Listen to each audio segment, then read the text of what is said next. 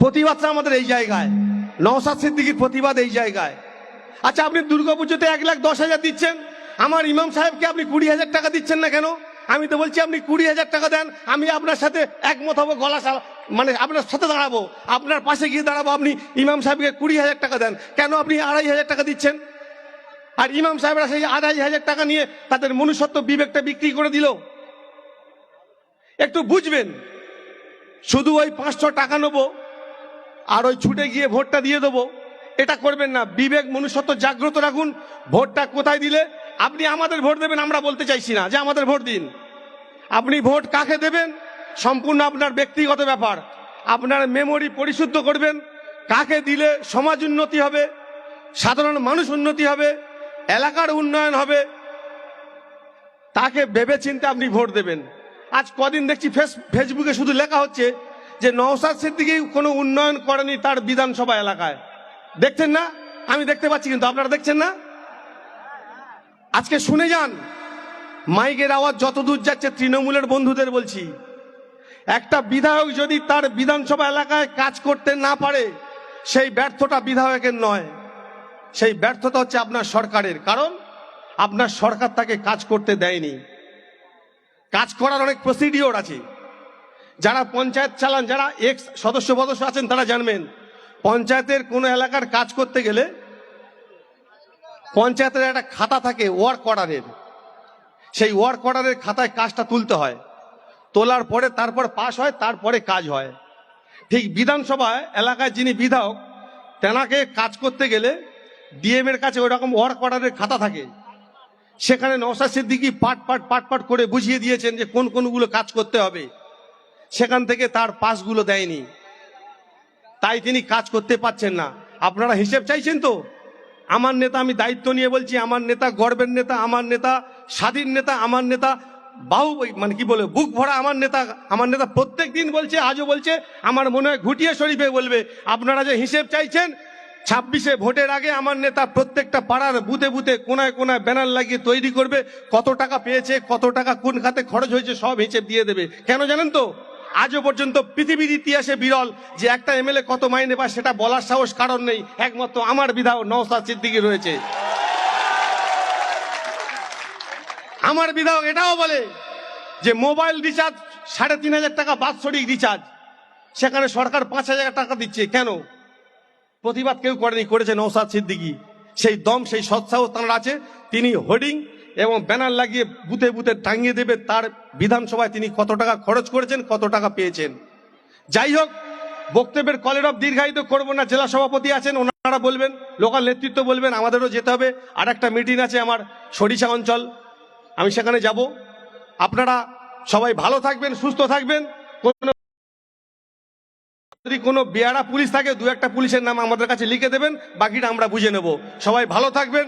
নমস্কার, সালাম, আদাব জানিয়ে আমি আমার ক্ষুদ্র বক্তব্য শেষ করছি। ইনকিলাব জিন্দাবাদ, ইন্ডিয়ান সেকুলার ফ্রন্ট জিন্দাবাদ, আমার নেতা আপনার নেতা নওশাদ সিদ্দিকী জিন্দাবাদ। আজকের এই মহতী জনসভায় আপনারা যারা অনেক বাধা উপেক্ষা করে এখানে হাজির হয়েছেন, তাদেরকে আন্তরিক শুভেচ্ছা, অভিনন্দন, সংগ্রামী অভিবাদন। প্রত্যেকটা জায়গাতে প্রতিবন্ধকতা তৈরি করার চেষ্টা,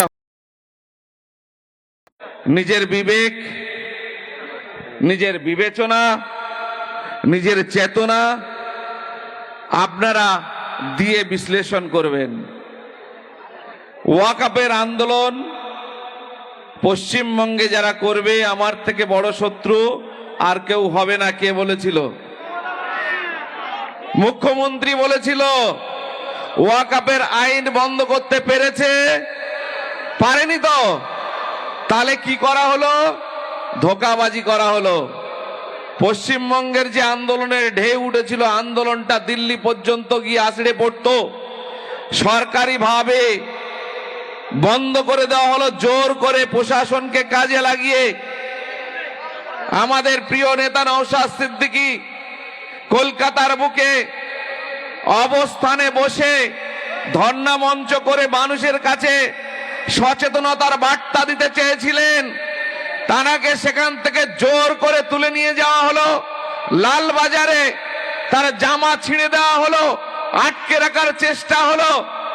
আন্দোলনকে বন্ধ করার জন্য সরকারের হিম্মত নেই বিধানসভার মধ্যে একটা বিল পাশ করে এই জঘন্য আইনের বিরোধিতা করা, এই আইনের বিরুদ্ধে, ওয়াকাফ আইনের বিরুদ্ধে বিল পাশ করে লোকসভাতে পাঠানো, রাজ্যপালের মাধ্যমে রাষ্ট্রপতির কাছে পাঠানো, সমাজের কাছে বার্তা দেওয়া যে মানুষ ভোট দিয়ে বিধানসভার মধ্যে জনপ্রতিনিধিদের পাঠিয়েছে, পশ্চিমবঙ্গের জনপ্রতিনিধিরা পশ্চিমবঙ্গের সাধারণ মানুষ দ্বারা নির্বাচিত, তারা চাইছে না এই পশ্চিমবঙ্গের বুকে ওয়াকাফ আইন লাগু হোক। সুতরাং আমরা বিধানসভাতে বিল পাশ করলাম, আমরা আমাদের রাজ্যে ওয়াকাফ আইন পাশ করতে দেব না। সেটা উনি কোনো মতে করলেন না, দাদাকে সন্তুষ্ট করার জন্য আর সাধারণ মানুষকে ভুল বোঝানোর জন্য রাস্তায় নেমে উনি লোক দেখানো আন্দোলন করার চেষ্টা করছেন, আমাকে আপনাকে চোখে ঠুলি পরানোর জন্য, আমাদেরকে দেখানোর জন্য। যে কাজ কলমে কাগজে করার কথা, যে কাজ খাতায় কলমে করলে মিটে যায়, সেটা না করে উনি ওনার অধিকারকে কাজে না লাগিয়ে সাধারণ মানুষকে ভুল বোঝানোর জন্য রাস্তায় উনি প্রতিবাদ মিছিল কাগজ ধরিয়ে দেওয়া হচ্ছে। তাহলে কি আমাদের মাননীয় মুখ্যমন্ত্রী বেঁচে আছেন না মারা গেছেন? বেঁচে আছে তো? তাহলে উনি বলেছিলেন জীবদ্দশায় করতে দেব না। নির্বাচন কমিশনার থেকে যখন এখানে নোটিশ করা হলো রাজ্য সরকারের কাছে যে এসআইআর করার জন্য কর্মীর প্রয়োজন, ৭০,০০০ কর্মী নির্বাচনী এই এসআইআর এর কাজে যুক্ত হয়ে গেল, আর উনি রাস্তায় কলকাতায় নেমে প্রতিবাদ করছেন এসআইআর এর বিরুদ্ধে। বিরোধিতা কিভাবে করা যায় ভাই? আমাকে আপনি ডাকছেন, আমি যাব না, এটাই তো বিরোধিতা। আমাকে ডাকছেন, আমি সাদরে আপনার কাছে গিয়ে বসে গেলাম, আবার বলছি আমি বিরোধিতা করছি। সরকারি কর্মচারী নিয়োগ করা হচ্ছে এসআইআর করার জন্য, আর বলা হচ্ছে এসআইআর এর বিরুদ্ধে কলকাতাতে এসে আন্দোলন করব। এই দ্বিচারিতা আর কতদিন চলবে? মানুষকে আর কতদিন বোকা বুঝিয়ে রাখা হবে? বোকা বানানো আর কতদিন হবে? এইভাবে মানুষ আর কতদিন ভুল পথে চালিত করবেন মানুষকে? আমি সাধারণ মানুষের বিবেকের কাছে প্রশ্ন করব, আপনি আপনার বিবেক দিয়ে বিশ্লেষণ করুন, আপনি আপনার নিজেকে প্রশ্ন করুন, আপনি কোথায় আছেন, কাদের সঙ্গে আছেন, আপনার ভবিষ্যৎ কোন জায়গায় যাচ্ছে, আপনার ছেলে মেয়েদের ভবিষ্যৎ কি? আজকে ৮,০০০-এর বেশি স্কুল বন্ধ হয়ে গেছে গ্রামে গ্রামে। গ্রাম বাংলার স্কুলগুলোতে পড়াশোনা কারা করে ভাই? গরিব ঘরের মধ্যবিত্ত, নিম্ন মধ্যবিত্ত, পিছিয়ে পড়া, দিন আনে দিন খায় এই গরিব মানুষের ছেলে মেয়েরা গ্রাম বাংলার প্রাইমারি স্কুলগুলোতে, সাধারণ বিদ্যালয়গুলোতে পড়াশোনা করে। সেই বিদ্যালয় ৮,০০০-এর বেশি বন্ধ হয়ে গেছে, ৩৫০০-এর বেশি লিস্ট হয়ে গেছে, আবারও বন্ধ হবে। আমার আপনার ঘরের ছেলে মেয়েরা কিভাবে লেখাপড়া শিখে মেরুদণ্ড সোজা করে দেশে আগামী দিনে উপার্জনের জায়গাকে সঠিক করবে, সেই চিন্তা না করে উনি স্কুলগুলো বন্ধ করার পরিকল্পনা করছেন। যারা চাকরি করবে চাকরি না দিয়ে, চাকরির যে বেতনের টাকা দিয়ে অনুদান দিচ্ছেন, দুর্গা পুজোয় দিচ্ছেন, বিভিন্ন উৎসবে দিচ্ছেন, দেন, কিন্তু যেটা আশু প্রয়োজন মানুষের উন্নতির জন্য, সাধারণ মানুষের মাথা উঁচু করে বাঁচার জন্য, যে শিক্ষা সমাজের মেরুদণ্ড, সেই শিক্ষা ব্যবস্থায় ঘাটতি, নিয়োগ হচ্ছে না। মাস্টারগুলো আজকে কোর্টের রায়ে দুর্নীতির কারণে সাসপেন্ড। কোথায় যাবেন? ভাবনা চিন্তা করুন, কাদের পিছনে দৌড়াচ্ছেন? আর কতদিন পেছনে পেছনে দৌড়াবেন অন্ধকারে ভুল বুঝে? হসপিটালগুলোর অবস্থা খুব করুন, খালি সামনে বড় বড় গেট করা হয়েছে আর লাইটিং করা হয়েছে, ঝকঝক চকচক করছে, ভেতরে গিয়ে দেখবেন কিছু নেই, ফাঁপড়া। আমি সেদিন বাসে যাচ্ছি, দেখছি পিজি হসপিটালের সামনে লাইন পড়েছে, একেবারে সেই আপনার গেট পার হয়ে, হসপিটালের গেট পার হয়ে আপনার রাস্তার ওপর পর্যন্ত চলে এসছে। পর্যাপ্ত ডাক্তার নেই। রুগীর সঙ্গে যদি বাড়ির কোনো লোক যায়, সেও অসুস্থ হয়ে রুগী হয়ে যাবে, এরকম অবস্থা। একটা ডাক্তার কটা রুগী দেখতে পারে? 100-150, তারপরে যখন সে বেশি রুগী দেখবে তার ব্রেন ঠিকঠাক কাজ করবে না, ভুলভাল ট্রিটমেন্ট করবে, ভুল ট্রিটমেন্ট প্রচুর হচ্ছে, দোষটা ডাক্তারদের নয়, পর্যাপ্ত ডাক্তার নেই, যার কারণে হসপিটাল পরিষেবা আজকে ভঙ্গুর অবস্থায় পড়ে গেছে, সাধারণ মানুষ পরিষেবা পাচ্ছে না, সেসব দিকে কোনো খেয়াল নেই, বলছে 500 টাকা লক্ষ্মীর ভান্ডার দাও আর আমাকে ভোট দাও, চিরকাল অনন্তকাল আমি টিকে থাকবো। তোমরা তোমাদের অধিকারের কথা বলো না, প্রয়োজনের কথা বলো না, প্রাপ্যর কথা বলো না, সাংবিধানিক অধিকারের কথা বলো না, মুখ বন্ধ করার রাজনীতি হচ্ছে, অন্যায় কাজ একটার পর একটা চাপিয়ে দেওয়া হচ্ছে। আপনি যদি হকের কথা বলেন, অধিকারের কথা বলেন, আপনার প্রয়োজনের কথা বলেন, উপার্জনের কথা বলেন, রোজগারের কথা বলেন, ছেলে মেয়েদের চাকরির কথা বলেন, আপনাকে মিথ্যা কেস দেওয়া হচ্ছে, আপনার বিরুদ্ধে পুলিশ লাগিয়ে দেওয়া হচ্ছে, আপনাকে গুন্ডা দিয়ে বাড়িতে পেটানোর পরিকল্পনা হচ্ছে। কতদিন চলতে পারে এইভাবে? রিসেন্ট গতকালকে সবাই হয়তো আগে দেখেছেন, গতকালকে আমি দেখছিলাম 29,000 কোটি টাকা আবার ঋণ নেওয়া হচ্ছে রাজ্য সরকারের পক্ষ থেকে। ভাবতে পারেন, সরকার চলে গেলে কোনো দায় থাকবে না।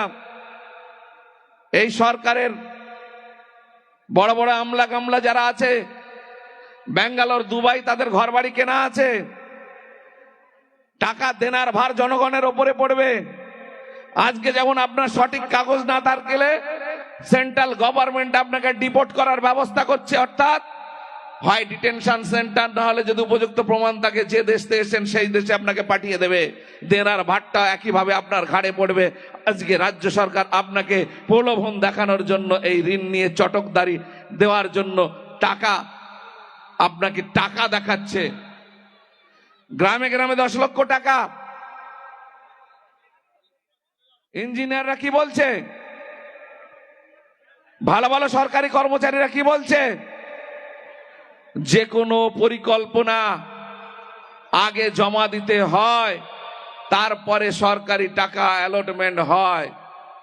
আমরা এই প্রথম দেখছি, আর 3 থেকে 4 মাস সরকার, তারপরে হবে 26-এর নির্বাচন হচ্ছে পরিকল্পনাহীন ভাবে, যেটা তছনছ হচ্ছে কোনো উপযুক্ত পরিকল্পনা না থাকার কারণে, সঠিকভাবে কাজে লাগছে না। এই টাকাটা কোনো সরকারের বাপের নিজের সম্পদ নয়, এটা জনগণের টাকা, দেশের সম্পদ। এইভাবে তছনছ করা যায় না, কোনো মতেই যায় না।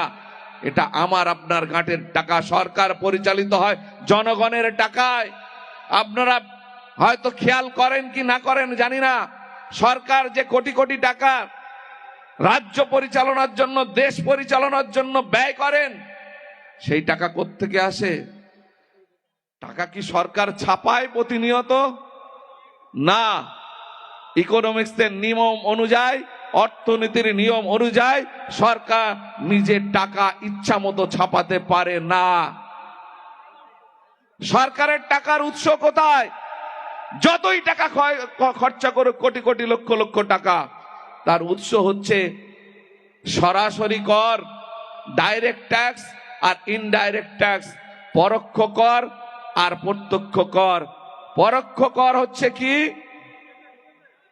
আমি, আপনি, সাধারণ মানুষ, আমরা যারা প্রতিনিয়ত নিজেদের নিত্য প্রয়োজনীয় জিনিসপত্র কিনি, সেই সব জায়গায় থেকে কর আদায় করা হয়।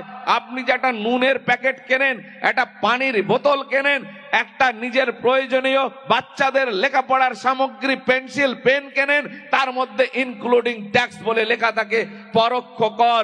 কোটি কোটি কোটি কোটি টাকা এই পরোক্ষ করের মধ্য দিয়ে আসে, যেটা হচ্ছে সরকারের যে কোষাগারের যে অর্থ ভান্ডার, তার 70% সাধারণ গরিব অসহায় মানুষ যারা দিন আনে দিন খায়, তাদের কেনাকাটার মধ্য থেকে এই ট্যাক্স আসে সরকারের রাজকোষে। আর সরাসরি ট্যাক্স যেটা বলা হয়, বড় বড় company, industrialist, tata, Ambani, Goenka, আপনার আদানি, যারা কোটি কোটি টাকা ইনকাম করে, তার একটা অংশ তারা ট্যাক্স হিসেবে সরকারকে দেয়। এটা হচ্ছে সরাসরি ডাইরেক্ট কর, প্রত্যক্ষ কর, যেটা 25% থেকে 35% সেই টাকা তারা সরকারকে ধোঁকা দেওয়ার জন্য তারা আবার সেটাকে নিজেরা দেনায় আছে বলে দেখিয়ে দিয়ে সেটাও তারা দেয় না। অনেকে সরকারের কোটি কোটি টাকা ঋণ নিয়ে বিদেশে চলে যাচ্ছে, দেশের বর্ডার পার হয়ে তাদের বিরুদ্ধে কোনো ব্যবস্থা হচ্ছে না। কিন্তু আপনি যদি 10,000 টাকা লোন নিয়ে কোনো আপনার প্রয়োজনের চাষির কাজ বলেন, ছোট শিল্প বলেন করেন, তাহলে সরকারের যে পুলিশ বাহিনী সে আপনার ওই ব্যাংকের লোককে সঙ্গে নিয়ে এসে আপনাকে ধরে নিয়ে যায়। অর্থাৎ গরিব মানুষকে শোষণ, অত্যাচার, নির্যাতনের যে কাজ চলছে, এই ব্যবস্থাকে পাল্টানোর জন্য রাজনীতির ময়দানে আমাদের সবার প্রিয় নেতা নওশাদ লড়াইয়ের ময়দানে এসছেন। সমাজ যখন অন্ধকারে ডুবে যাচ্ছে, দেশ যখন অন্ধকারে ডুবে যাচ্ছে, তখন কোন শুভবুদ্ধি সম্পন্ন মানুষ চুপচাপ বসে থাকতে পারে না। হ্যালো,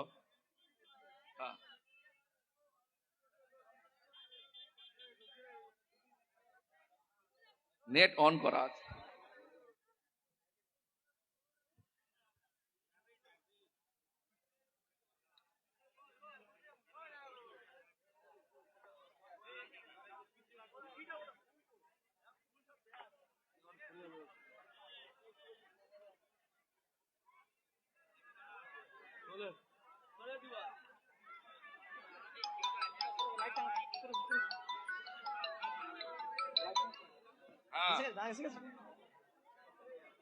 হ্যালো,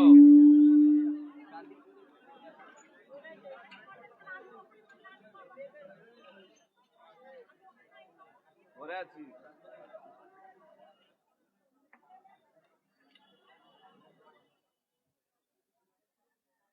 হ্যালো,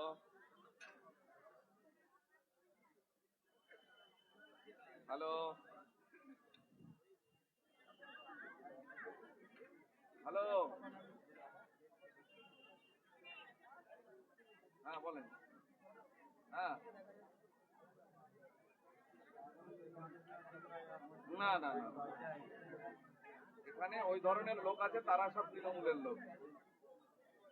আপনি যেটা বলছেন তারা সব তৃণমূলের লোক, বলুন না। আপনি তার সঙ্গে রেল গেটটার কথা বলবেন, আর পেছনে ওই এটা বলবেন, খালটার কথা বলবেন। ভুটিয়ারি শরীফ একটা ধর্মীয় স্থান, তার পাশে এই খালটাকে নোংরা অবস্থা, এই দুটো কথা উল্লেখ করবেন।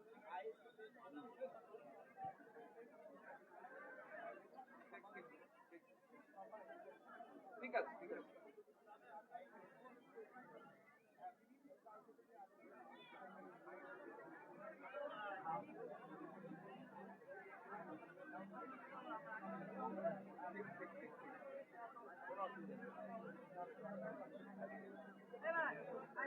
আমাদের কিন্তু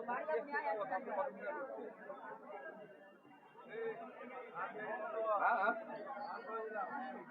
হ্যালো,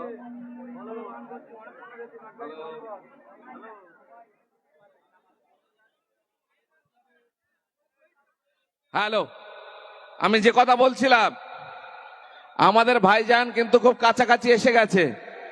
রাস্তায় চেষ্টা করেছিল আটকানোর, তৃণমূলের বন্ধুরা আটকানোর চেষ্টা করেছিল, কিন্তু ভাইজান তাদের মধ্য দিয়ে তার গতি আমাদের কাছে, অর্থাৎ আমাদের মনের কাছে তার জায়গা, তাকে কোনোভাবে আটকে রাখা যাবে না। সে এখানে পৌঁছবে, যতই বাধা তুমি দাও না বন্ধুরা, আমাদের মনের মানুষ আমাদের কাছে এসে পৌঁছাবে। আজকে যে সভা, আপনাদের ভালোবাসার টানে তিনি আজকে আপনাদের এখানে আসছেন। আমি আবারও দুঃখিত, আপনাদের চট দিতে পারিনি বসার জন্য, চটটা সত্যি চিন্তাই হয়ে গেছে, সত্যি কথা।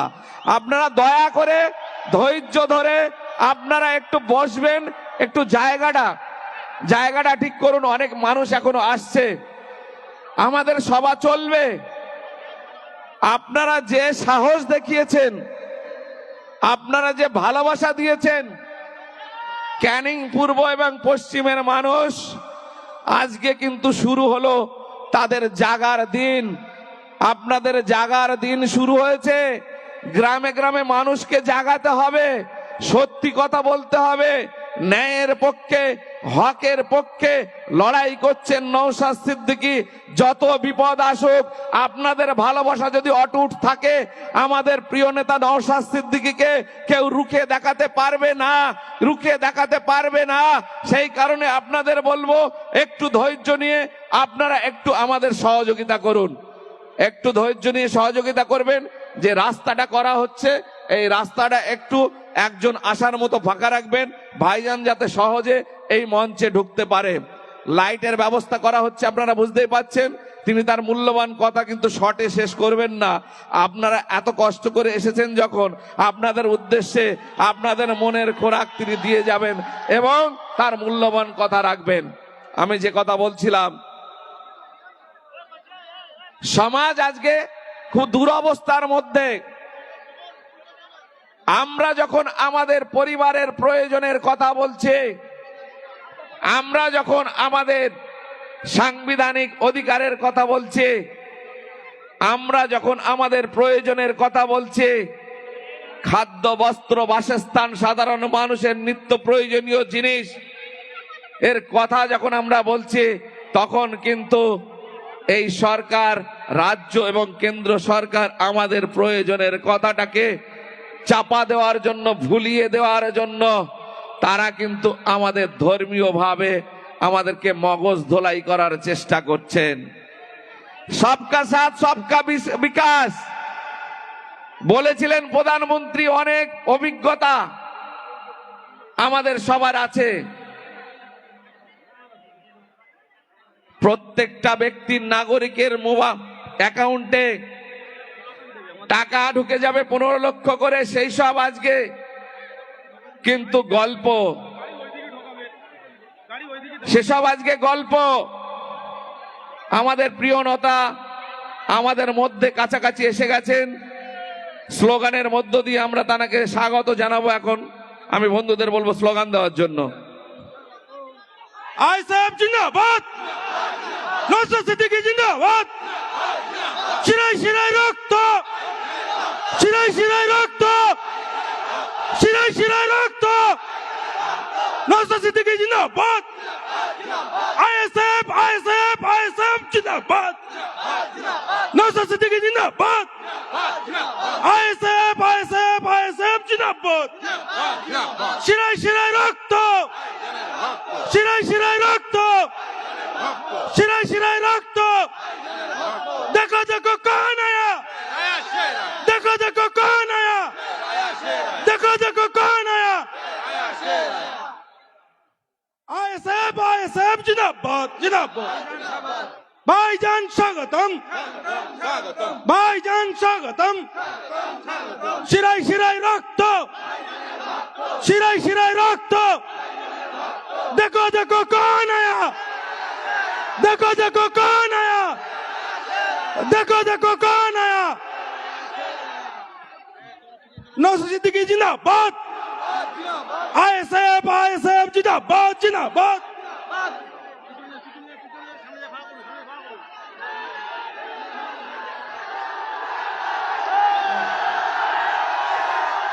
शिराय शिराय रक्त, शिराय शिराय रक्त। भाईजान तुम्हें आगे चलो, भाईजान तुम्हें आगे चलो, भाईजान तुम्हें आगे चलो। देखो देखो कौन आया, देखो देखो कौन आया, देखो देखो कौन आया। আপনারা একটু ধৈর্য ধরে, আপনারা একটু ধৈর্য ধরুন। আমি মাইক্রোফোন ভাইজানের হাতেই তুলে দেব। আমাদের অন্য বক্তাদের কথা আমরা আগাম শেষ করেছি। আপনাদের একটু ধৈর্য ধরে একটু সুযোগ করে দিতে বলবো। ভাইজান আপনাদের জন্য কথা বলবেন, আপনারা সুযোগ করে দেবেন। এখন আমি মাইক্রোফোন ভাইজানের হাতে তুলে দিচ্ছি।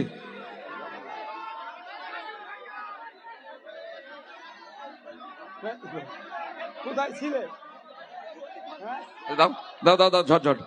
ভাইজানকে উত্তরীয় ব্যাস পরিয়ে সম্মান জানাবেন। কি নাম বলেন? রুস্তম মোল্লা ও শাহিনুর লস্কর। তাড়াতাড়ি আসবেন, তাড়াতাড়ি। হ্যাঁ ঠিক আছে। আরে ব্যাস উত্তরীয় কোথায় দাও, তাড়াতাড়ি দাও, যার দেওয়ার কথা। আবু তাহের জমাদার কোথায়? আবু তাহের জমাদার কে? উত্তরীয় পড়িয়ে দাও, পড়িয়ে দাও, পরে টাইম নষ্ট করা যাবে না, তাড়াতাড়ি করেন, তাড়াতাড়ি। ভাইজানকে উত্তরীয় ব্যাস পরিয়ে দিচ্ছেন আবু তাহের জমাদার। তাড়াতাড়ি করেন, ফুলের তোড়া দিয়ে সম্মান জানাবেন। আর বলা যাবে না ভাই, আমি বলছি তোমাদের তখন থেকে দিয়ে দাও মাইক্রোফোন, আমি তুলে দিই। একটু সামনে যারা ঘুরছেন একটু পেছনের দিকে যান, যা ব্যাস আছে তাই পরিয়ে দাও না ভাই। ফুলের তোড়াটা কে দেবে? শাহিনুর, রুস্তম মোল্লা, ফুলের তোড়া তুলে দেন। রুস্তম ভাই, শাহিনুর ভাই,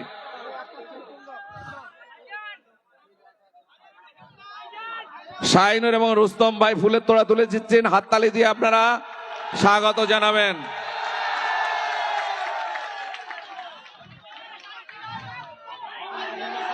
আবু তাহের জমাদার এবং আশরাফ মোল্লা ব্যাস এবং উত্তরীয় পরিয়ে দিচ্ছেন। তোমরা একটু ভাই জায়গা দাও, এদিকে যা হয়েছে ঠিক হয়েছে, চলেন চলেন। আমি মাইক্রোফোন ভাইজানের হাতে তুলে দিচ্ছি। আপনারা যার ভালোবাসায় আজকে অনেক ত্যাগ, অনেক ঝড়ঝাপটা উপেক্ষা করে এখানে হাজির হয়েছেন, মালা দিয়ে বরণ করছেন, সম্মান জানাচ্ছেন রুস্তম ভাই, তার সঙ্গে আমাদের মহসিন ভাই।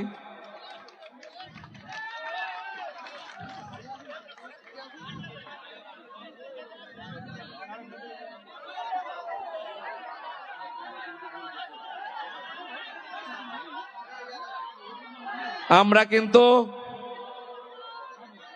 আপনাদের মনের কথা, হৃদয়ের কথা জানতে পেরেছি। আপনারা ভাইজানের কথাই শুনতে চান, ওই জন্য আমরা অন্য কাউকে আর দিয়ে সময় নষ্ট করতে চাইছি না। এখন আমরা মাইক্রোফোন তুলে দিচ্ছি আমাদের সবার প্রিয় জননেতা, পশ্চিমবঙ্গের বিধায়ক, আজকে আর ভাঙড়ের বিধায়ক তিনি নেই। গোটা পশ্চিমবঙ্গে যেভাবে আপনাদের ভালোবাসা, আকুণ্ঠ ভালোবাসা পাচ্ছেন, এখন তিনি পশ্চিমবঙ্গের বিধায়ক। আমি পশ্চিমবঙ্গের বিধায়ক প্রিয় পীরজাদা নওশাদ সিদ্দিকীর হাতে মাইক্রোফোন তুলে দিচ্ছি। ভাই সময় স্বল্প, বেশি সময় নাই, কিন্তু মাগরিবের আজান হবে। পবিত্র ভূমি এটা, সম্প্রীতির মাটি, ঐক্যের মাটি। এই ভূমিতে আমরা এসে পৌঁছেছি। ভাই ভাই আপনারা চুপ করুন, আপনারা কিচ্ছু করতে হবে না, যে যেখানে চোখে দাঁড়ান, যে যেখানে আছেন ওখানে দাঁড়িয়ে যান, কথা বলতে হবে না। আর কত টাইম পাবো আমরা? কত টাইম, কত টাইম, কত আছে? না না, আজানের ব্যাপার আছে না, 5টায় আজান, সেটা মাথায় রাখতে হবে। তো আপনারা দূরের যারা আছেন আওয়াজ শুনতে পাচ্ছেন তো? ঠিক আছে বন্ধুগণ, আজকে উপস্থিত হচ্ছি না, আজানের নামাজটা পড়বে না। আমি আপনাদের গুটি কয়েক কথা বলবো, সময় স্বল্প, টু দা পয়েন্ট কথা বলবো। টু দা পয়েন্ট কথা বলে অ্যাকচুয়াল বিষয়টা আপনাকে জানাবো। যে আজকে আমাকে দ্বিতীয়বার এখানে আসতে লাগতো না, কেন আমি এসেছি জানেন? তার অন্যতম একটা প্রধান কারণ হচ্ছে এই ঘুটি আড়িশরি পেরি ওই ছেলেটি যাকে নির্মমভাবে হত্যা করলো, যাকে খুন করলো, যারা খুনি তারা অনেকে বাইরে বেরিয়ে ঘুরছে, অনেকে শুনছি নাকি পেছন দিক থেকে জামিনের ব্যবস্থা হচ্ছে। খুনিদের বিরোধিতা করার জন্যই আমাকে এখানে আসতে হলো। ভাই পিছনে মিডিয়ার লোক আছে, আপনারা একটু দেখে সাইড দিয়ে দেন। বাবু একটু বসে পড়ো। আমাকে ওই জন্য আসতে হয়েছে কারণ আমি যখন তার বাড়িতে এসেছিলাম, তার বাড়িতে যখন আমি গিয়েছিলাম, পরিবারের লোকজনকে আমি একটা কথা বলেছিলাম যে আপনারা যদি চান সহযোগিতা করব, অন্যথায় আপনারা যেটা বলবেন, যেটা করলে ভালো হয় আপনারা করুন। তখন পরিবারের লোকজন বলেছিল যে লোকাল এক জনপ্রতিনিধির নাম, তিনি তাদেরকে সমস্ত রকম সহযোগিতা করবে।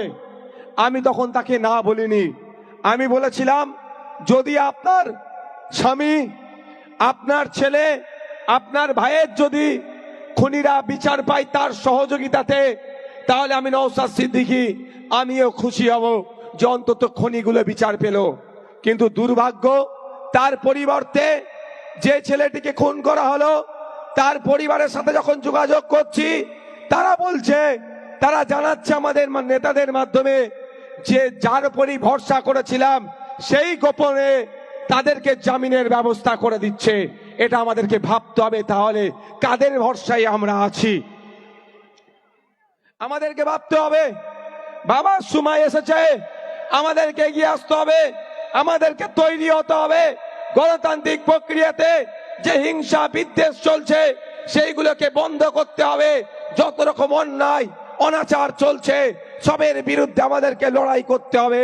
কারণ ঘুটিয়ারি শরীফের মাটি পবিত্র মাটি, এই মাটিতে কোনো অন্যায় কোনো অনাচারকে আমরা প্রশ্রয় দেব না। যে ধরনেরই অন্যায় অনাচার হোক না কেন, সবের বিরুদ্ধে আমাদেরকে ঐক্যবদ্ধ লড়াই করতে হবে, ঐক্যবদ্ধ থাকতে হবে।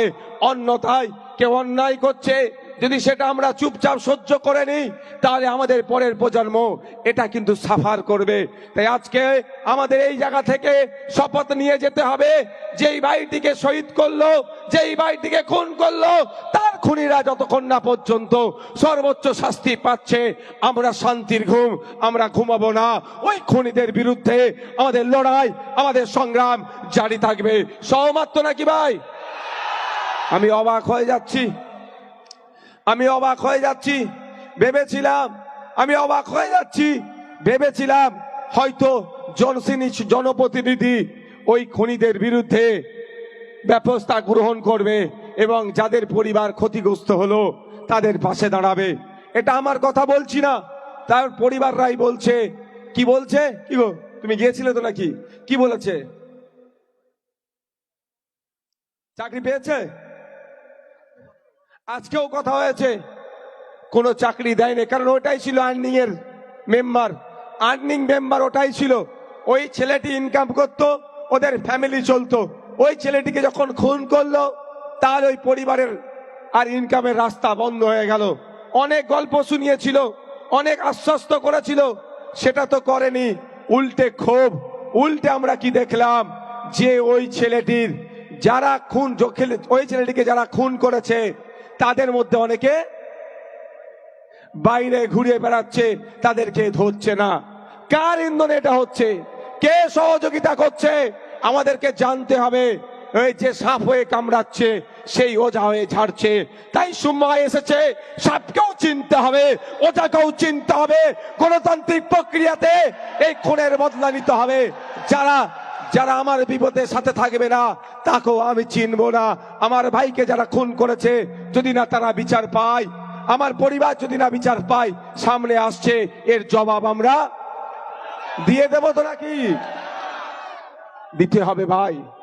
আজকে ওয়াকফ সংশোধনী আইন কেন্দ্রের বিজেপি সরকার নিয়ে আসলো। পশ্চিমবাংলায় প্রতিবাদ করতে যাওয়া হচ্ছে, পশ্চিমবাংলা সরকার আটকে দিচ্ছে। আরে ভাই, কেন? আন্দোলন তো বিজেপির বিরুদ্ধে করছি, মোদির বিরুদ্ধে করছি, শুভেন্দু অধিকারীর বিরুদ্ধে করছি, দিলীপ ঘোষের বিরুদ্ধে করছি, তাহলে তুমি আটকাচ্ছ কেন? রহস্যটা কি? একটু ভাবতে হবে এর মধ্যে রহস্যটা কি আছে। রহস্য যেটাই, যে বিজেপির বিরুদ্ধে কথা বললে তৃণমূলের বুকটা চিনচিন করে কেন? এর মধ্যে অনেক রহস্য লুকিয়ে আছে। বিজেপির গর্ভে তো তৃণমূলের জন্ম, তাই চিনচিন করছে। তাই বন্ধুগণ, আমাদের ঐক্যবদ্ধ হতে হবে, আমাদের দলবদ্ধ হতে হবে, আমাদের একসাথে মিলে চলতে হবে আমাদের গণতান্ত্রিক প্রক্রিয়াতে। এখানে বসতে বলো না, বসেন আপনি। এত স্টেজে লোক, কে কার লোক না লোক, চেয়ার আছে, বসন।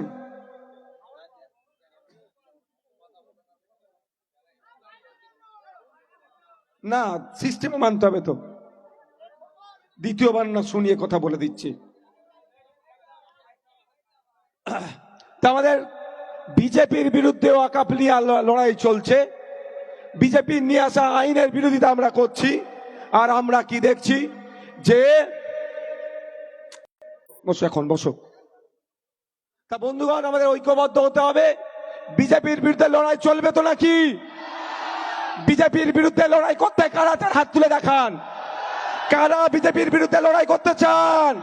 বিজেপির বিরুদ্ধে লড়াই হবে তো? আর বিজেপিকে বাংলায় যে জায়গা করে দিয়েছে সেই তৃণমূলের বিরুদ্ধে লড়াই হবে তো নাকি? বিজেপি বাংলায় জায়গা পেত না, বিজেপিকে বাংলায় জায়গা কে করেছে? তৃণমূল করেছে। তাই আমাদের লড়াইটা কাদের বিরুদ্ধে হবে? বিজেমূলের বিরুদ্ধে হবে, বিজেপির বিরুদ্ধে হবে, তৃণমূলের বিরুদ্ধে হবে।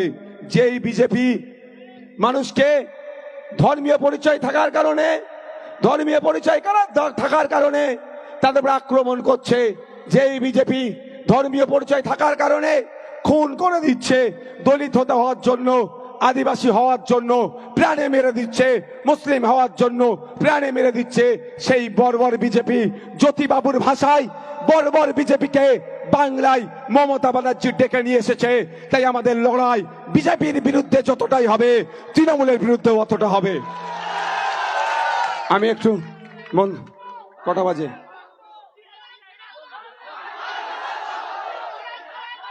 বন্ধুগণ, বন্ধুগণ, সময় স্বল্প, তাড়াহুড়ো করে বক্তব্য দিতে হচ্ছে, কিছু করার নেই। আসার পথে দুটো প্রশ্ন সম্মুখীন হয়েছি, সেটাও আমি কিন্তু খুলে বলবো। আমরা পার্টি করতে এসেছি সমাজ ব্যবস্থা পরিবর্তনের, হিংসা বন্ধ করতে, অন্যায় বন্ধ করতে, বিভিন্ন ধরনের নোংরামি বন্ধ করতে। সে বিষয়টা আমি বলবো, তাই আমাকে সময়টা একটু দেখতে হচ্ছে। আমাদের আজকে আমাদের যে দাবিগুলো আছে, যেই দাবি নিয়ে আমাদের অধিকার সভা, অন্যতম একটি দাবি হচ্ছে এসআইআর। এসআইআর এর নামে নাগরিককে আতঙ্কিত করছে, নাগরিককে হয়রানি করার চেষ্টা করছে। প্রথম দিকে তৃণমূল কংগ্রেসের দলের নেতারা কি বলেছিল? এসআইআর হতে দেব না, এসআইআর হলে ঘেরাওয়ের কথা বলেছিল। আর আমরা কি দেখলাম? মমতা ব্যানার্জি স্বয়ং এসআইআর এর ফর্ম নিচ্ছে। তাহলে কে সাপ হয়ে কামড়াচ্ছে, ওজা হয়ে ঝাড়ছে? কে কে কে আপনারা অবাক হবেন। 90,000 অফিসার, কত? 90,000 অফিসার মমতা ব্যানার্জি, 90,000 অফিসার মমতা ব্যানার্জি কাকে দিচ্ছে? নির্বাচন কমিশনকে দিয়েছে, যাতে দ্রুততার সাথে এসআইআর করে। তাহলে উনারাই কি বলছিলেন? এসআইআর হতে দেব না, কিন্তু দ্রুততার সাথে এসআইআর করার জন্য 90,000 অফিসার দিচ্ছে। তো বন্ধুগণ, যদি উনি এসআইআর এর সত্যিকারের অর্থে যদি উনি বিরুদ্ধে হয়, আপনাদের জানিয়ে রাখি, তামিলনাড়ুর যে রুলিং পার্টি ডিএমকে সুপ্রিম কোর্টে গিয়েছে, এসআইআর এর বিরুদ্ধে মামলা করছে। তাহলে আমাদের রাজ্যের মমতা ব্যানার্জির, তাদের ruling party Trinamool Congress supreme কোর্টে গিয়ে এসআইআর এর বিরুদ্ধে মামলা করুক। কি গো, তার দাবে? দ্বিতীয় কথা, এসআইআর কে চ্যালেঞ্জ করে কেরল সরকার অ্যাসেম্বলি থেকে রেজুলেশন পাস করিয়েছে। তা পশ্চিম বাংলার মুখ্যমন্ত্রী যদি সত্যিকারের অর্থে এসআইআর এর বিরোধিতা করে, তাহলে পশ্চিম বাংলার বিধানসভা থেকে কেরলের মতো রেজুলেশন পাস করাক। কি গো, তাই তো বোঝা যাবে। বরের ঘরের বলে কুনের ঘরের পিসি, এই মাসি, আর বরের ঘরের পিসি, ও দিন গুজার গিয়া, আমরা আপনার সব ফাঁদ ধরে নিয়েছি। আমি আসছিলাম, আমাকে আসার পথে দু জায়গায় বলে দিই, কালো পতাকা নিয়ে নওশাদ সিদ্দিকী গো ব্যাক। আমি তো পালিয়ে যাবার ছেলে নয়, আমি গাড়িটা দাঁড় করালাম, আমি ভাই কি হয়েছে, গো ব্যাক দিচ্ছ কেন রে ভাই? কালো দুটো ঝান্ডা নিয়ে, যে ঝান্ডা দিয়ে গো ব্যাক বলছে সেও হাসছে। আমি পাগল লোক, এরা পাগল লোকের হাসি আর প্রতিবাদ হয়? মুডটা ঠিক করতে হবে। আমি বলে এসছি, আমি বলছি হেসে আর প্রতিবাদ হয়? আমি বললাম কি সমস্যা? বললো আপনি নাকি গাঁজা, যারা ডিলার তাদেরকে নিয়ে প্রোগ্রাম করছেন। আমি বললাম ঠিক আছে, আমি করছি, আমি আজকে গিয়ে গাঁজার বিরুদ্ধে বলবো, খুশি হবে তোমরা? বলে হ্যাঁ। তারপরে একটু আসলাম, অনেক আমার মা বোনেরা কালো ঝান্ডালে রাস্তার ধারে দাঁড়িয়ে আছে। আমি দাঁড়ালাম, মা সমস্যাটা কি বলো তো? এই তো প্রথম সম্মুখীন হলাম কালো ঝান্ডার, আমি চুরি ফুরি করে ফেললাম নাকি রে বাবা? বলে না, আপনার যারা করে কি বলে, যারা প্রোগ্রাম করছে সব গ্যাজেট ডিলার। আচ্ছা, এটা কি গেঁজার ডিলার? ওটা দাঁড়াও তো ভাই। এই তুমি তুমি দাঁড়াও, গেঁজার ডিলার আমাদের কি হরিসাধন বৈরাগী বেচারি মানে মাছ মাংসতে হাতি দেয় না, এই গেঁজার ডিলারই নি। আচ্ছা আমি তাও ওষুধ দেবো, বসো। এই তুমি গেঁজার ডিলার অনির্বাণ দা? যাক, আচ্ছা ইনি মেন উদ্যোক্তা। আমি তারপর আমি কি বলেছি আগে বলে দিই আপনাদের। তো আমি বললাম ঠিক আছে মা, তোমার সমস্যাটা কি? অনেকে চিল্লাচ্ছিল। আমি মা একজন একজন কথা বলো। বললো আমাদের ছেলেদের ভবিষ্যৎটা ধ্বংস হয়ে যাচ্ছে গাঁজা খেয়ে টেয়ে।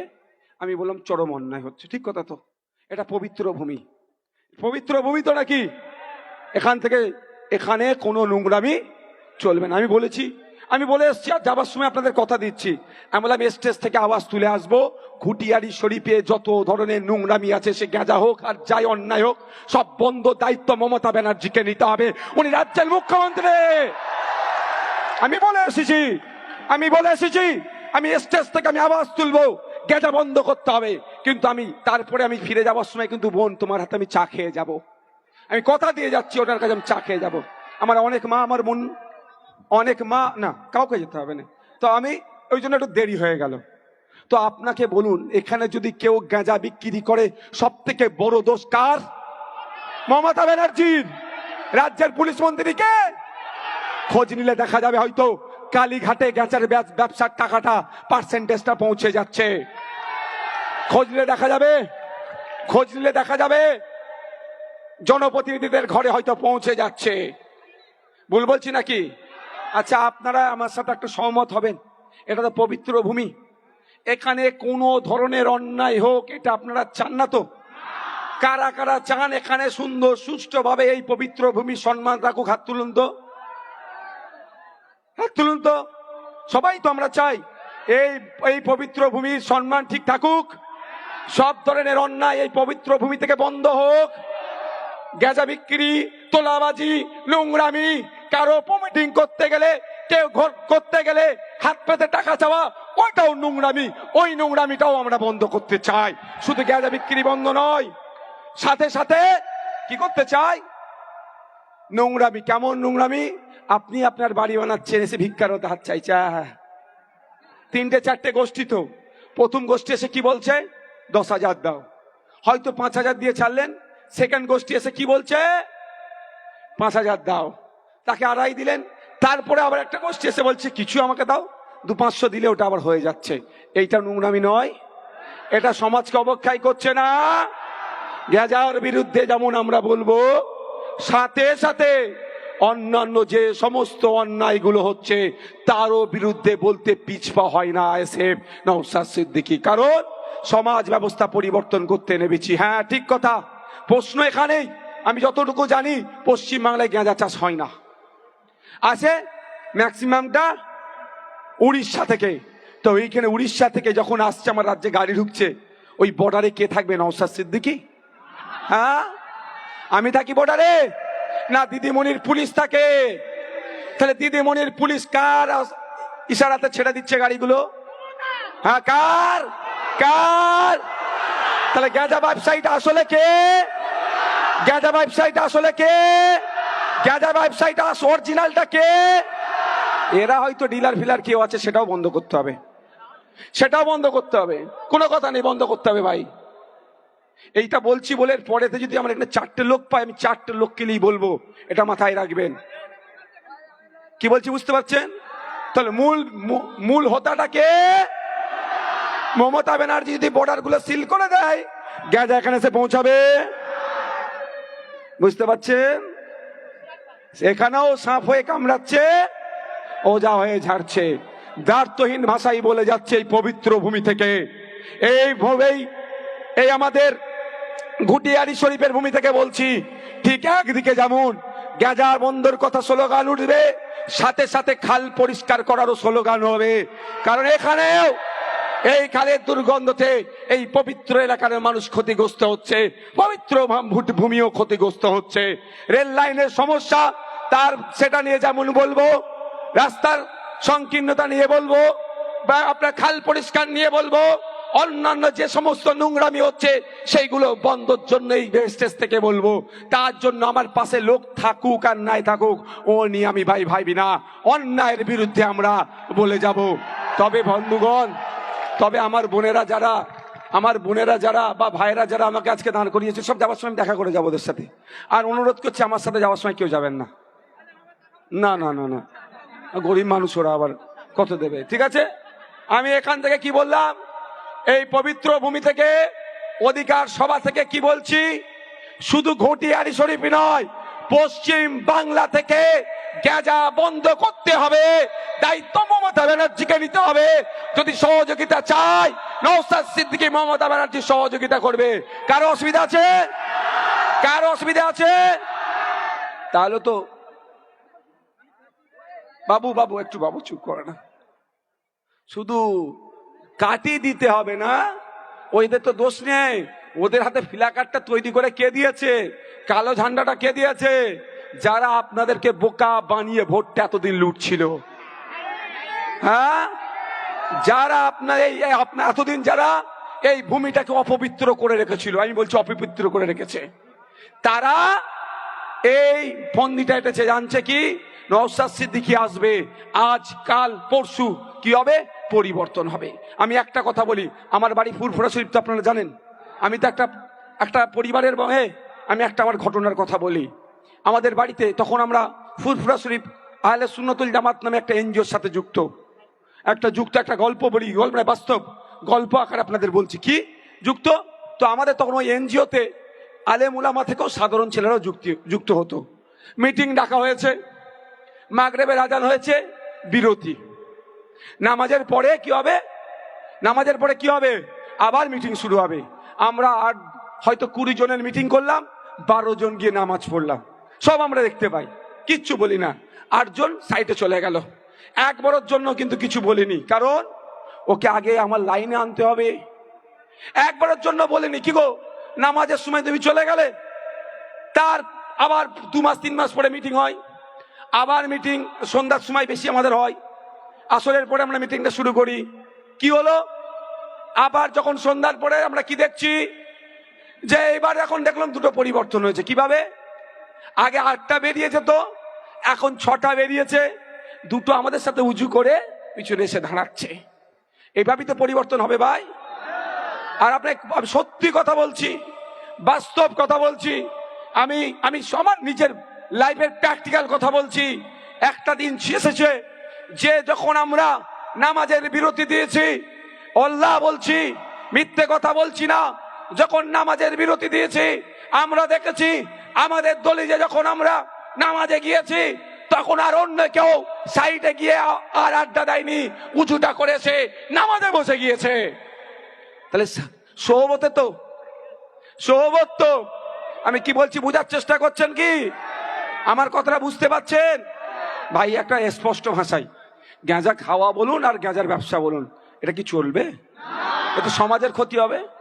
এখন ধরুন না, কোনো একটা ভাই নওশাদ ভাইজানকে ভালোবেসে আমার কাছে এসেছে।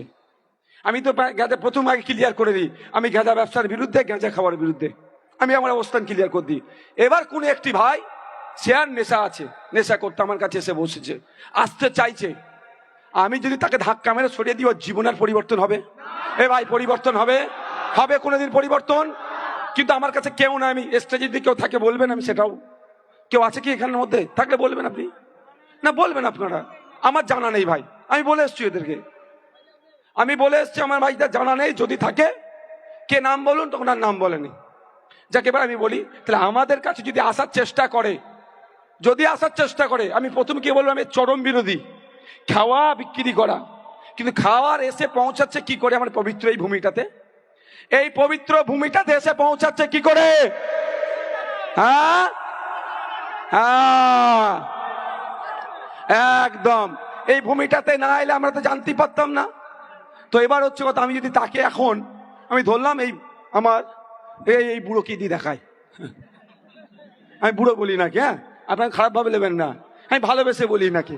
আমি দেখলে বলি কি বলতো, তুমি যখন এসছো আমাকে তুমি জ্বালাবে, দেখলেই বলি যে কানি দেখে তুমি আমাকে জ্বালাবে। যাক, আমি ধরছি বোঝানোর জন্য বলছি, ইনি কোন একটা অন্যায় কাজের সাথে যুক্ত, ইনি অন্যায় কাজটা ছেড়ে এখানে আসতে চাইছে, অন্যায় কাজের সাথে যুক্ত, উনি ছেড়ে আসতে চাইছেন। তাহলে এনাকে যদি আমি তাড়িয়ে দিই, আর কোনোদিন পরিবর্তন হবে? বলুন, হলে হবে? এখানে দেখছি আমার অনেক উলামা ভাইরা আছেন, আমার অনেক উলামা ভাইরা আছেন, আমি কি ভুল বলছি? তাহলে সৌবতে কি হবে? আমাদের সৌবতে থাকলে, আমি ভালো বলছি না, ভালো যেমন হচ্ছে আমাদের মালিক ভাই, অনির্বাণ দা, বৈরাগী বাবু, মায়েরা আছে যারা আছে, আমার মৌলানা সামনে আসো তুমি একবার, আমরা একসাথে পড়াশোনা করেছি, জানেন তো আপনাদের ছেলে, তো এর ভালো ছেলে, আমি ভালো বলছি না। যখন একটা আলেমের সৌবতে ইনি থাকবেন, তাহলে কি হবে? খারাপটা আস্তে আস্তে তিনি ছেড়ে দিয়ে ভালোর দিকে আসবেন। আর ইনাকে যদি বলি তুই ভাগ, আমার মিটিং শুনতে আসবি না, তাহলে কি হবে? আর জীবনে পরিবর্তন হবে? এর আর ওরা তো এতদিন ধরে এনাকে খারাপ করে রেখেছে। এনাকে খারাপটা কে করেছে ভাই? শাসক দল যতটুকু খারাপ করেছে এনাকে শাসক করেছে। ওরা শাসক থেকে বেরিয়ে আসতে, যদি আমি ঘটনা কিন্তু কি হয়েছে তাও জানি না, আমার সন্দেহ হচ্ছে, আমি একটু আগে ভাবার চেষ্টা করি, কিছু একটা ব্যাপার হয়েছে, হয়তো ভাগ হয়তো কম দিচ্ছে, আমার সন্দেহ হচ্ছে আমার ভাগে হয়তো মনে হয় কম পড়ে যাচ্ছে, ওই জন্য। যাক, কোনটা তো কি হয়েছে? আমি বলছি ঝান্ডা লাগিয়েছে, অসুবিধে কি ভাই? আমাদের ঝান্ডাগুলো ছোট আর ওদের ঝান্ডাগুলো বড়। তবে একটা কথা বলি, এখানে যত লোক দাঁড়িয়ে আছে, বাজার এখানে মাইকের আওয়াজ যাচ্ছে, কানে কানে জিজ্ঞাসা করবেন কাদের ঝান্ডাটা মেহনতের টাকায় কিনা আর কাদের ঝান্ডাটা গাঁজার কমিশনে কেনা। জিজ্ঞাসা করবেন কাদের ঝান্ডাটা ভ্যান চালিয়ে কষ্ট করে মাঠে ঘাটে ইমামতি করে কেনা আর কাদের ঝান্ডাটা আবাস যোজনার কাটমানিতে কেনা।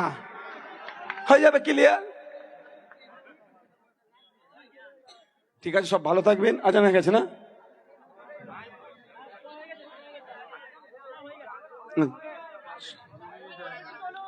এক দু মিনিট আছে না ভাই?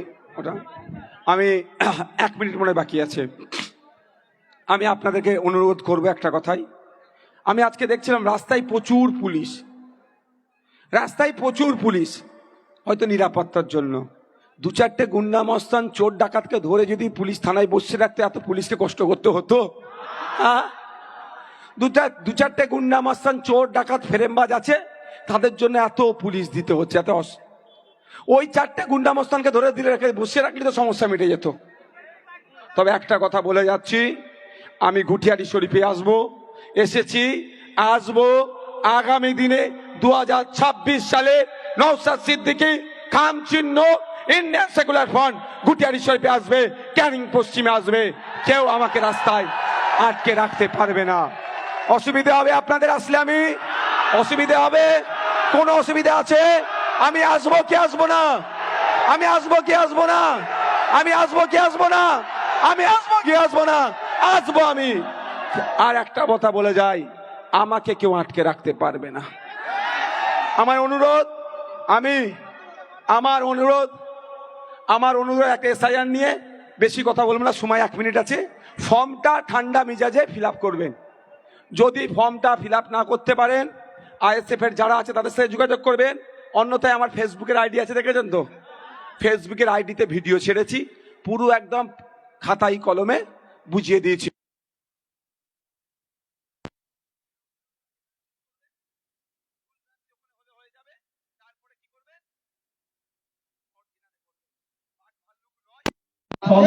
কিছু কোশ্চেন আছে, কিছু উত্তর আপনাকে দিতে হবে, একদম ইজি ব্যাপার, দেখবেন আমি ফাট করে বুঝিয়ে দিচ্ছি। তবে আজকে আমি অনুরোধ করবো ফর্ম ফিল আপটা একটু হোল্ড করুন। অনেকে বলছে আগামীকাল নাকি নির্বাচন কমিশনের থেকে নতুন একটা নির্দেশিকা আসবে ফর্মকে ফিল আপ করার জন্য, তাহলে আপনার একদিন হোল্ড করে দেন। আর সাদা চুল আছে নাকি? সাদা কাল কি বলে রাখবো? হোয়াইট না? আমি অত শিক্ষিত মানুষ নই বা গ্রামের ছেলে,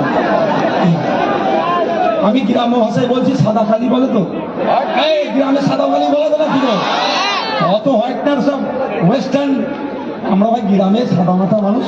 আমাকে যদি কেউ জিজ্ঞাসা করে কফি খাবেন না সাহেব, চা খাবেন, আমি সঙ্গে সঙ্গে বলি আমি গ্রামের ছেলে, ভাই আমাকে চাই দাও, আমার কথা সহ্য হবে না। তো সাদা কালি দিয়ে ওটা করে দিলে অসুবিধা হবে না। তবে একটা জিনিস মাথায় রাখবেন, এখানে একটা টার্গেট করছে এই ঘুটিয়ারি শরীফের কি হিন্দু কি মুসলমান, যে সম্প্রীতির সাথে থাকি এটাকে বিনষ্ট করার চেষ্টা করছে। আমি আপনাদের কাছে অনুরোধ করব, আপনারা যখন এই গণনা ফর্মকে ফিল আপ করে জমা দেবেন, যে বিএল অফিসার থাকবে তার সিল, সিগনেচার আর ডেটটা দেখে নেবেন, কারণ এটাই আপনার লড়াই করার জায়গা। আপনারা আতঙ্কিত হবেন না।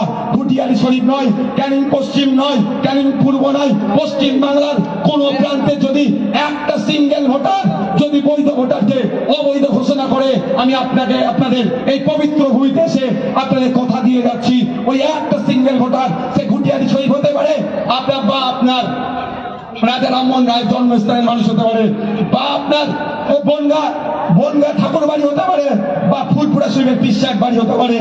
যদি কোনো একটা বৈধ ভোটারকে অবৈধ ঘোষণা করে, তার জন্য খাম চিহ্ন নওশাদ সিদ্দিকী সুপ্রিম কোর্টে মামলা করবে, আইনি লড়াই করবে। এসআইআর নিয়ে আতঙ্কিত হবেন না। আতঙ্কিত হলে সমাধান হবে? সাপে কামড়ে মারা যায় তো হঠাৎ সাপে কামড়ানোর সঙ্গে সঙ্গে মারা যায় না, কিন্তু মেডিকেল সায়েন্স কি বলছে? সাপে কামড়ানোর 100 মিনিটের মধ্যে 100 মিলিগ্রাম এভিএস অ্যান্টিভেনম যাকে আমরা বলি, তার শরীরে প্রয়োগ করলে সে বেঁচে যেতে পারে। মেডিকেল সায়েন্স বলছে 100 মিনিটের মধ্যে, 100 মিনিট, 100 মিনিট, উইদিন 100 মিনিটস আপনি 100 মিলিগ্রাম যদি ওর শরীরে প্রয়োগ করতে পারেন, বেঁচে যাবে। তাহলে মরে কেন? হঠাৎ সাপে কামড়ানোর সাথে সাথে অনেকে মরে যায় না? কেউ হার্ট অ্যাটাক করে, হার্ট ফেল করে। তো আমরা আতঙ্কিত হলে হার্ট ফেল হয়ে যায়, কেউ ভয় আর পাবেন না। ওকে, ধন্যবাদ, ভালো থাকবেন, সুস্থ থাকবেন।